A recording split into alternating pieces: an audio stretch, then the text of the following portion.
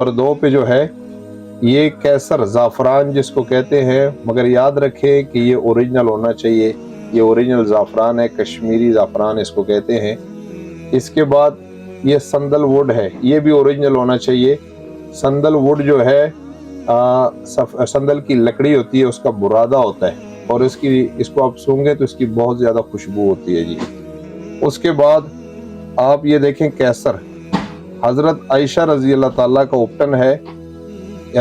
इसको वर्स को जैतून के तेल में सिर्फ इस वर्स को डिप करके तो लगाया जाता रहा है। हम इस उपटन में ये भी इस्तेमाल करते हैं, इससे रंगत अच्छी हो जाती है, होंठ पिंकिश हो जाते हैं, गाल जो है वो गुलाबी हो जाते हैं जी। इसके बाद ये गुलाब की पत्तियां हैं जी, ये आपकी स्किन की जो गर्मी है उसको ख़त्म करता है, पिंपल्स, दाने वगैरह इन चीज़ों को ये ख़त्म करता है। यानी चेहरे पे जो बदनुमा दाने